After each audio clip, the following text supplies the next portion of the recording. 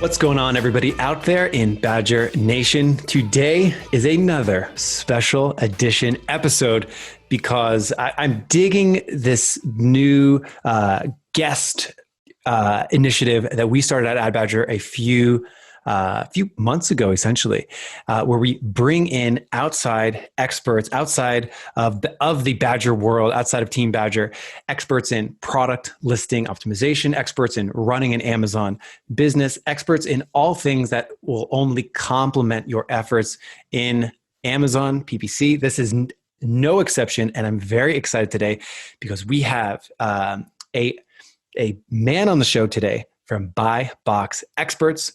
We have Eric. Some people call him Eric the Red, but we have Eric Stopper from Buy Box Experts. Buy Box Experts, unbelievably, have optimized over 170,000 listings, worked with thousands of brands over the last 7 years. He hosts a show called the Buy Box Experts podcast with James Thompson, providing Amazon commentary and consulting. Eric, I'm super stoked to have you on the show. Thank you so much for being here. I'm absolutely excited to be here. Thanks for inviting me. Yes. We have a topic today that I am very excited to talk about. But before we do, did you say one time you were going to move to Austin? Yeah, so I'm originally from San Antonio, moved up to Utah to go to school, found a wife, found a family, and she loves it down there, and we're trying to get down there as soon as possible. We'll probably end up somewhere in New Braunfels, though. Yes. You know what? To tempt you a little bit more, yesterday on Sunday, you know what I had for breakfast? Brisket. Oh, I had brisket at a farmer's market where they had just great, delicious brisket. So, yes, warms my soul. Yes, that could be you know what it's like. You're from Could San be my Antonio. future. That could be I'm your ready. future. The topic today that we're going to get into is going to be so great for all the listeners on the show. So many of the topics that we talk about on this show sometimes require you almost to have a Google Doc open, taking notes, or be inside your campaign, optimizing as we're going through, which in a lot of ways is really good. But sometimes, if you're driving in your car or washing the dishes or mowing the lawn, that's when I like to listen to podcasts. When you're doing all of these things, sometimes you just want, commentary, new thought-provoking ideas that maybe you weren't exposed to previously. So today we're going to drop some foundational knowledge and really connect a lot of things that you've probably read about product listings together. So I love when things can do this. I love when we connect all the dots that are floating out there when it comes to product listing. Because I think that makes all your existing efforts and your future efforts for product listings so much more efficiently. So that's what we've got on the docket today. 3 questions to a perfect product page. This is a really great topic. And Eric, you actually came up with this interesting perspective on product page optimization. And, for everyone out there, on a day-to-day, I'm sure you see a lot of common things across all the listings that you and your team look at. And these questions sort of connect the dots that we're going to get into, don't they? Yeah, I think certainly. And if you did you get a chance to attend Remars? I did not. Every year, Amazon puts on this machine learning conference. Mm-hmm. And to their credit, and this should be scary to everybody, Amazon has hired all of the professors, mm-hmm. all of the professors worth anything in machine learning. And so they came together and they made this conference where everyone just comes and shares machine learning information. And so in their discussion of the algorithm, they've really just leveled the playing field and put it all out there in terms of how the algorithm works and what you need to do to be successful on Amazon. And I think what we've done here at Buy Box Experts is we've just created a really excellent process for plugging into what Amazon has already created. Right. And when you have both sides, right, the advertising piece and the listing optimization piece, you've got the two levers. Or if you've ever farmed, right, if you've ever driven a combine, you've got two big giant handles that you have to hold on to. And when you move one, the other one moves back, and it's this really tough thing. And so being able to have your hand on both of those levers is what's going to, yield the biggest harvest. Mm-hmm. Yeah. Understanding what Amazon is doing underneath the hood and understanding what their priorities are only makes life so much easier for every single company on Amazon. And what I think is really great is today we're going to be, there's so many tips. Like if you were to Google tips for product listings, you could be hit with, all of these posts with like 7 tips for a perfect product page, or, punch it into a checklist, whatever it might be. And I think sometimes what could be missed when you're only looking at tips is like tips that are sort of disparate and spread out, is you can kind of miss some of these fundamentals, which I get so excited anytime we get to do anything that like lays the fabric down, like this like dark matter that's actually connecting all the matter in the universe. That's what these 3 questions really touch on today. So I'm super stoked about it.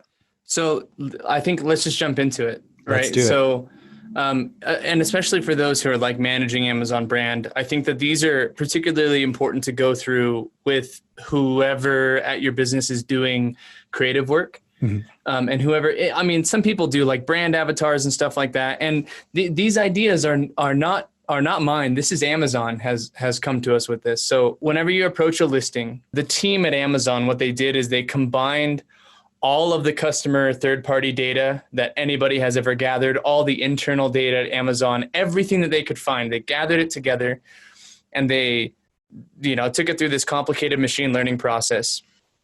And the reason I mentioned Ari Mars is because at the conference, Jeff Wilke, who just retired, he said the Amazon algorithm evolved from a simple, like ranking method based off of collaborative filtering to now a collaborative filtering heuristic model. So collaborative filtering, like if you search on Netflix, you wonder why the stuff that's being shown to you is being, populated. And it's because people who are similar to you, who have watched similar things, they're just putting those at the top of the list. And then whether or not you click on them or I guess like tap on them and watch them, and however long you watch them, and if you watch a whole season, right, all these things are inputs for this collaborative filtering model. And Amazon does very much the same thing. So they show the products to a bunch of people, and you can target them. And, if you do a good job on those, then they'll show up higher for other people. And so it's very, very simple ranking metrics for Amazon. Did someone like me look at it? Did they purchase it? If so, show it to more people that are like me. So the heuristic piece, though, is the part that we're really interested in here, because a heuristic is a mental shortcut. And everybody that's listening to this needs to realize, right, that they're pretty sucky at making decisions typically. You don't know the cost of most things, right? If I ask you, how much does Trick cereal cost, for instance, you don't know. You have no idea, and they just trick you into thinking that it's a good deal.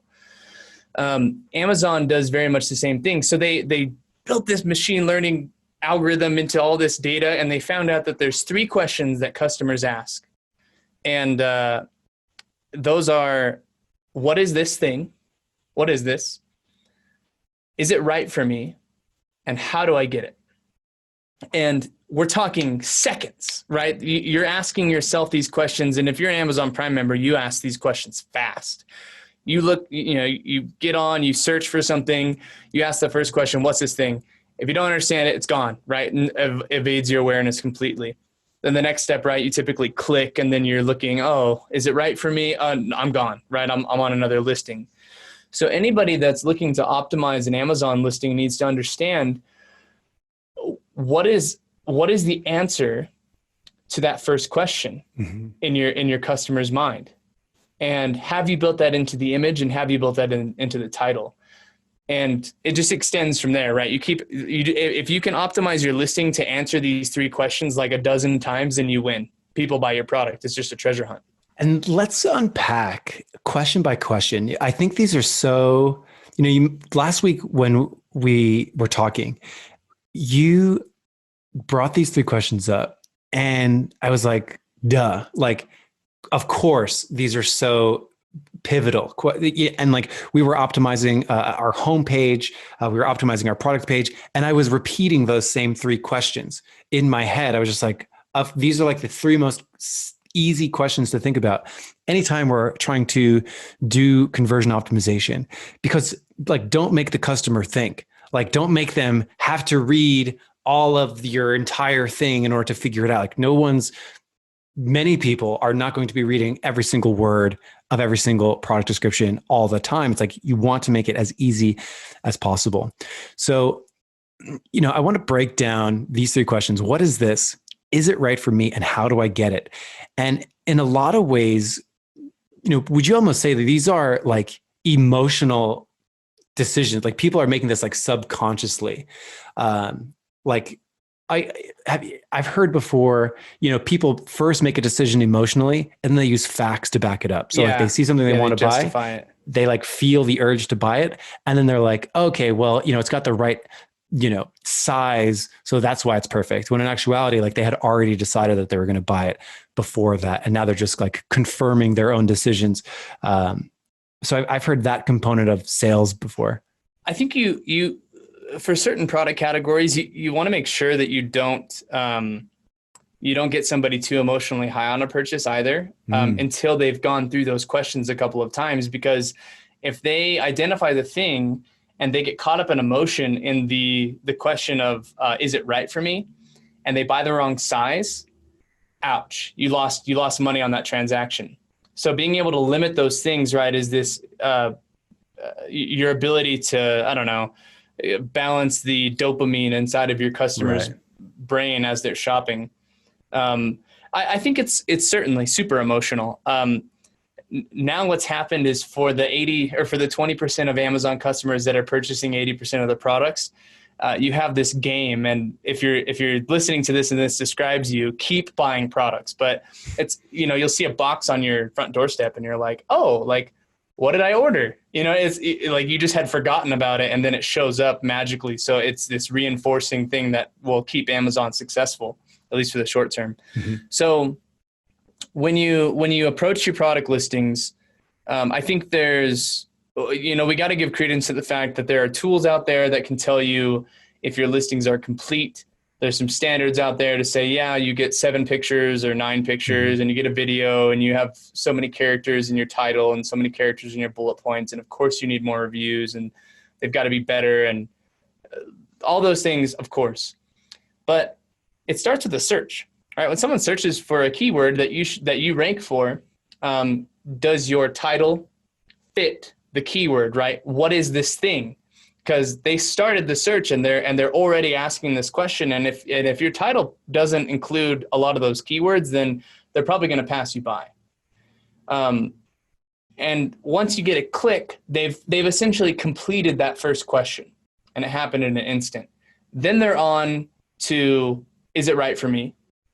And they're going to look at reviews. They're going to look at bullet points. They're going to scroll through your pictures and just playing with your listing. Right, just kind of moving around and getting on your phone and looking at it and asking yourselves these questions. You'll know what your eyes go to first. Mm-hmm. Start there.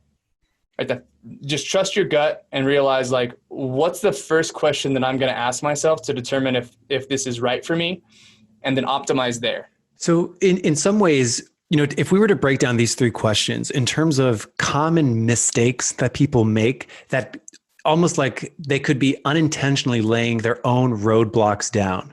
So, asking the, what is this? I could easily imagine, I looked at a listing earlier today where the photo of the product was kind of zoomed out, like a little too far. Like it didn't take up enough room. It was kind of zoomed out, and they had like a lot of like extra text and like graphics on the, like, I think they had an emoji, like several emojis on the side, and it was sort of zoomed out. I couldn't immediately tell. So this was a customer who sent me this product, and I was like, what? Like it took me a second to figure out what it was. Like it wasn't automatic. And a lot of their competitors had a clearer picture of the product. So, what would you say are the common ways that people, inadvertently, because that wasn't an intentional move. She probably did it to make it more eye catching, to make it stand out. But to me, it was a little hard to actually determine what it even was. So, what do you commonly see as like sometimes we're our own worst enemies? Is it like an image misstep, or is it a title? If they're putting the wrong words, they're making it too wordy to read. Where do people go wrong with answering that sort of subconscious instant question? What is this? First of all, like, keep it simple. Mm-hmm. The biggest thing that I see in people over describing a product is not necessarily that there's too much information, but that they put too much information in one spot. So you'll see an infographic that's got like 7 points on it. And to assume that your customer is going to read all of those, I think is pretty daring. Whereas you look at some people in the consumer package world, and they cracked the code on this. When you're buying like a tub of some peanut butter or something, you look at the ones that are doing it really well, and it's like one feature benefit per image. Just really, really simple. And I think the other thing that a lot of people miss is that they don't include use case quickly enough. If I'm a customer and I see myself using the thing in the thing that I'm trying to use the thing for, I've answered the question. Mm-hmm. Especially if you nail the gender, right? If you know that mostly men are buying your product and you put a man spreading your peanut butter on toast or putting it in a protein shake, then you save yourself a whole bunch of heartache of, trying to take sexy little, product photos that have little leaves on it and it's on like a marble, like it's kind of unrelated. Yeah. If those are meaningless things, like if those don't have meaning to the person looking at it, it's almost a deterrent from their focus. It's like, mm-hmm. If all I want to do is put this like high protein peanut butter in a protein shake, then I might not necessarily need like a picture of a leaf or whatever on it. Even though it might look nice or might be like stand out potentially. So I think that's really interesting because the example that you just gave kind of taps into two questions. It sort of describes what is it? It's like peanut butter. Is it right for me? Like, are you trying to put peanut butter in your protein shake? That sort of answers two at once. And would you say that like a lot of these are often like handled like simultaneously? I know you mentioned like a matter of seconds. I mean, you look at some of the reviews and they have like, now they're putting like, this was Vine and this is a early reviewer review. And it's got like some reviews, it says, this is the best X that I've ever used for this. And they realize in all one sentence, they got it on Prime. It was what they wanted and it worked for what they needed. Right. So there are certainly things in your listing that answer all three at once. And the more of those that you can get, the better. You want to make sure that the next thing that they look at, right? You just want to get them to the buy button as quickly as possible. Ideally, if you have them answer all three of those questions in one go and they're just ready to buy, you win marketing, right? Like you won the whole prize. Mm-hmm. So it's really just understanding if you were the customer, what stuff can you throw out of your listing that is answering any of those questions? Mm-hmm. I think that's probably the best place to start is if you have some like random white background photo that doesn't really need to be there, take it out and put a picture of yourself using it on, whatever it's supposed to be used for. What do you normally find? Because I can imagine a path that, Amazon marketers and Amazon entrepreneurs make where they go and they're like, the list of things that they need to do is gigantic. So they're short on time. They need a shortcut. They get a, product listing optimization checklist and they get all these things. And it's very possible that they're listing things that are actually making it harder to answer these questions. Like maybe they're crossing over a keyword stuff, or maybe they're making their title almost like hard to read because they're making it too verbose and it's like too much information in one spot. Would you say that, of the listings that you see that need a lot of help, is that a sort of a cause of that? Like people are just trying to follow a checklist without Because it's kind of like, it's kind of both. Maybe they need the fundamentals. What is this? Is it right for me? How do I get it? Yeah. Yeah. I think that there's a couple of different scenarios, right? Either you have too much work on your hands, you have too many SKUs for you to be handling, and you don't really have a system through which to handle those. I think you certainly just take it bestseller at a time, right? Mm-hmm. Start with the one with the highest sessions and lowest conversion and work from there. And because then it gets very easy, right? You're looking at one listing, you have one task, get the session percentage higher. And that allows you to scrutinize just what's on that listing. And you don't get this like decision paralysis where you're like, right. Oh my gosh, I have 1,000 listings I have to optimize and I have to find all the assets for my company. Like just focus on one. And then once you're looking at the ASIN, I think that, tools like Helium 10 and Jungle Scout, they've got the listing optimizers. I mean, I think Zon Guru has one as well, which is really fun. Go check out that tool. It's like a treasure hunt inside of the tool. I think those checklists are fine. I think that you got to make sure that if the checklist says, make sure you have a lifestyle image, just make sure that the lifestyle image answers one of those 3 questions. Right. It doesn't get included unless it makes the very simple cut for the criteria, right? Is it answering what is this, or is it right for me, or how do I get it? Then great, add it, right? Check and check. You hit 2 things at once. You got your listing optimization checklist done, and you checked the heuristic box to help your customers make decisions faster. That's powerful. The other thing that I would say too is make sure you're running some business reports and tracking this, right? If you're going to optimize the listing, throw it into a spreadsheet and just say, hey, this was the unit session percentage at this amount of sessions as of this date. And then 3 weeks later, measure the change.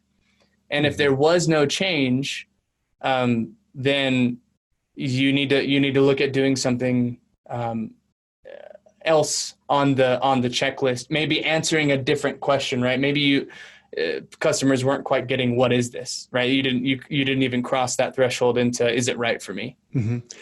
An interesting thought that I had when thinking of these questions is, has Amazon, in part of Amazon's crazy success, have they answered the how do I get it for every product? Like being Prime just lets people, like every consumer on Amazon knows the way to get it is to do that. Like has Amazon done that? That's a super great question. I wondered the same thing. How do I get it means a lot more than just like, how does it arrive on my doorstep? Mm-hmm. How do I get it involves the customer experience and the setup as well.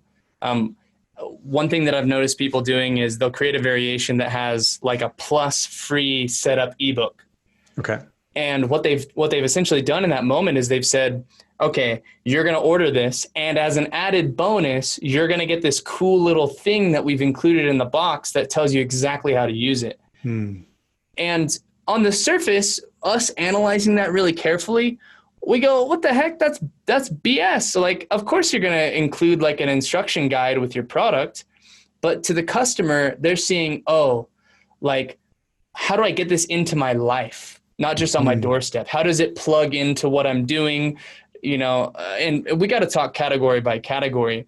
But if you have something that requires you to plug it in or to connect it or to have some sort of compatibility, you've got to make sure that that is answered in your listing and that the customer knows in advance that that thing exists, right? Because if they get it and then all of a sudden there's all this extra crap they got to do and they got to Google something, their level of dissonance is going to go up. They're going to be less satisfied with the purchase and they're going to be more likely to leave a negative review, even if they got the thing to work. That's fascinating. So it's like, don't make me think, like, tell me if it's right for me, like, show me it. And then like, actually help me get the thing. So I think in that example of like the protein peanut butter powder, could an example of that be something like, tell me when to take it? Do I take it 20 minutes before I work out, or do I take it within 30 minutes for like maximum benefit? And in a way, like subconsciously, that helps the person looking at it. Like they don't have to agonize over like, how do I incorporate it into my life?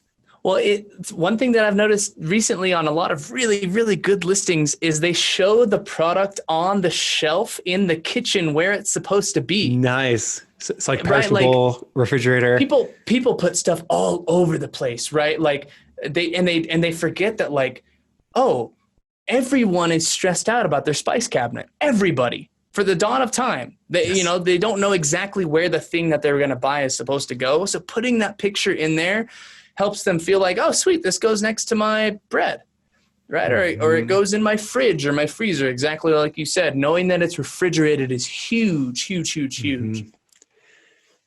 So this is, for someone like me that spends, 99% of my time looking at PPC campaigns only, and being aware of all of the checklists. They have a lifestyle photo, like have your bullet points, like so on and so forth.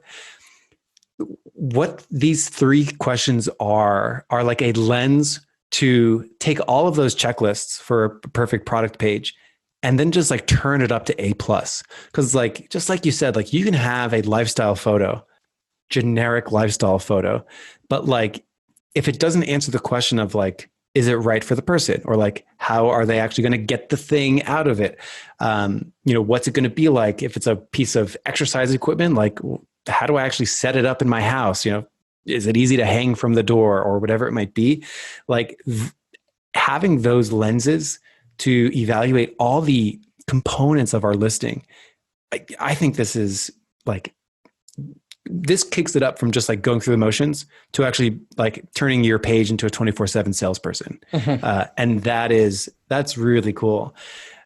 Why do you feel like this isn't more? Because I don't think these questions are, and feel free to let me know your perspective too, but I don't think these 3 questions are commonly considered when people are building their landing pages. Do you think so? Like, and if not, why not? Like the typical scenario that I've noticed is that you have like a marketing manager that's running an Amazon account for a company that's maybe in the growth stage. Mm-hmm. And if I were to ask their CEO to sell me on the product, the CEO would be like, whoa, like this shiny thing. Like they would know all the answers. And I think what is missing is, like you said, having a full-time salesman on your listing at all times. Like every single one of your listings is its own business. Mm-hmm. And so taking the time and making sure that you distill that information from the people who have the most access to it, and then building into the listings is, I think it's the best use of time for anybody that's running an Amazon listing. And we talk about this stuff all the time, right? Like I'm consulting, my whole job basically is just talking with people about what they're doing with their Amazon and what their strategy looks like, and then setting them up with a team that I can actually execute like changes to that strategy. And I think what a lot of people miss is the fact that this is supposed to be I hate to beat a dead horse, but it's supposed to be like a treasure hunt on both sides. You're trying to get the sale, and there are fun little like games that you can make out of this to say like, oh, like what happens if I make this change, right? Mm-hmm. Does my conversion rate actually go up? I think just an awareness of all of those metrics and things to track, to make it so that you really know the true impact of whatever you end up mm-hmm. doing on your listing is one of the most critical elements that people miss. Is they just don't have like a litmus test to know whether or not what they're doing is actually making a difference. So we've got these 3 questions, what is this? Is it right for me? How do I get it? And I think evaluating all of the components of a listing through the lens of those 3 questions, I think should absolutely improve people's conversion rates. And in terms of action steps, do you commonly find people that generally do blank when they're considering these things, the best people on your team, how do they incorporate this on a day-to-day? So like, how does someone achieve what you just described of like making changes, evaluating, like, is there, I know these questions are thought questions, but do you have any advice for people that love like to systemize it? So like, how do we like actually implement this into our companies on a daily, weekly, monthly, quarterly basis? If you were to make like a doc, this afternoon that just said like this ASIN or this SKU or this product, whatever it is, and you just wrote the 3 questions down, and you just make okay, this is what it is, and you just made a list of all the things that it is, this is who it's for, and you just really simply line that out, and then this is how you get it, exploring some of these concepts that we've talked about today. I think it allows you to build a framework that allows you to optimize. Now, for a company like us, this is a great question because it's one that we're always working on. How do we take a brand and have an account manager that's making some strategic decisions, who then puts this in the lap of the creative department, who then has to decide, okay, what do we emphasize? A big part of what we do is questionnaires. So when somebody comes in, we just take them through this questionnaire that allows us to understand what the key features and benefits are for a product. And then those get spit out into a system that then goes to the graphic designer. And the graphic designer is tasked with doing their own market research that they have a workflow tied to. Hey, look at this, then look at this, grab 5 competitors. What's their second picture, right? And then make an adjustment to your listing accordingly. And so I think that with, it depends on the size of your company, the scale that you're at, how much money you have to spend, how good you think your team is at the subjective planning aspect of this. And then just trying to build a system that allows the person who has the most information about how to sell the product, building a system that allows them to provide that information to the person who's actually going to be designing the end asset that gets uploaded into the listing. And that can be done with all kinds, just spreadsheets and questionnaires. Yeah. It almost sounds like because sometimes I speak to brand managers and brand marketers that almost outsource the product listing work in a checklist templatized way without having that conversation of like, what is it? Who is it for? How do I get it? And it almost seems like if they're just doing that and they're not having that sort of creative conversation too, or like the awareness of those 3 questions, they could potentially go far off the mark. And I mean, we see under-optimized listings all the time. And that lens of these questions is definitely something that, as I talk to people about their listings, will be something that I'm referring to back to this episode. Because I can see so many people that like templatize. I can sometimes fall victim to it myself of just like, okay, this is the way that I do it. Bang, bang, bang, bang, bang, bang it out. I think good inputs, good outputs, right? Like if a lot of American companies, they really struggle with outsourcing to international outfits that do design work and stuff like that, because they feel like it's not going to be done as well because they're not in America. And I'll tell you right now, like we've got a bunch of people from the Philippines on our team that are absolute ass kickers, right? And they could manage the heck out of an account and do a way better job on the creative and the content writing side and the advertising side than a lot of Americans. So I think that devising, if you've ever gone to Fiverr, for instance, this will ring true for a lot of people. If you ever go to Fiverr and you say, hey, you send a message, hey, I've got this job, and they're like, great, like sounds good, I'll get to work on it immediately. And then 2 weeks later, you're still working on it. Go look at the original message that you sent there. And if you don't have a list of things that you're asking them to do, that was your problem, right? You didn't go through and you didn't define all of the things that you want in the graphic or in the lifestyle image. You didn't describe the model properly. You didn't describe the angle properly. It's all about inputs. And so, designers, if they have a really clear, drum to follow, right? Just beat the drum for your designers. And it'll be so much easier for you to optimize stuff because then these are the things that I want.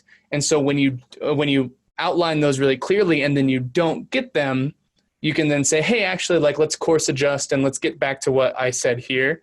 And over time, if you have somebody internally, it'll go way better. If you work with somebody externally, it will go way better. And so just overall, if you are in charge of queuing optimization for your listings, the thing that you should probably focus on is answering those 3 questions for yourself and not putting that on the designer. Right. You answer the questions, you send that to them, and then they execute and you upload and then you track. Right. So this decision-making process of how to apply these 3 questions needs to be done before we start delegate. So like as you are delegating this, you are already including all of those good inputs. You've already had the internal strategy session that your product needs in order to go from just a list of things to really that 24/7 salesperson. Eric, this is awesome. I know that without a doubt, in my own analysis, when people ask me for analysis of their yes, of their own product page, I know that I'm going to be able to do a better job because of this conversation. And I hope everyone out there listening can better critique their own listings and their clients' listings because of these 3 questions. I think they're thought-provoking. They challenge all of us to really make better, higher converting pages. And I cannot wait to really start implementing this more than I already have, looking at my own actual website. This applies to things off Amazon too, on our own individual websites too. So this is awesome, Eric. Any closing thoughts for the good people out there? I would, for everybody in the digital age, I would understand and go do some research on just what a heuristic is and how it fits into your life. Because as you incorporate voice and these screen-based text into your life, it's going to be really easy for you to default to status quo and like standards. And you're like, why are you living if you just do what a machine is telling you to do all the time?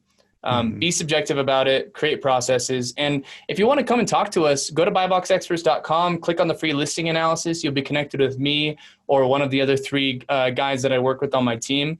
We'd love to talk you through these things. And we have a bunch of tools that we can plug in your listing, and we could just give you the rundown on what you probably need.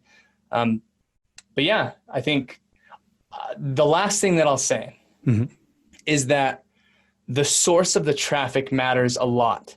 And we can talk about that another day. And I've heard you talk about it on the podcast, just like where in the funnel somebody is in terms of, what they're looking to buy and what they're searching for. And just being cognizant of if your advertising dollars are going into something that doesn't actually make sense on the listing, then you have a bigger problem than listing optimization. You got to figure out who you're driving to the listing and then convert for that. Yes, funnel-based marketing. That's that's a conversation for another day. It's so funny when you like start stacking all of these things. Like, is the listing technically optimized? Like, does it have all the components? Is it practicing a high degree of salesmanship? Like, does it have these 3 questions? Is it funnel optimized? Is it traffic source optimized? You get this beautiful, wonderful, elegant labyrinth that we know as Amazon marketing. Eric, thank you so much for being on the show. Check them out, Buy Box Experts. It has been an absolute blast. I've learned a ton. I super appreciate it, Eric. Everyone should follow up with you and check out your podcast, Buy Box Experts podcast, with your co-host, James. Have a good one. And I will see you, dear listener, next time on the PPC Den podcast. Have a good one.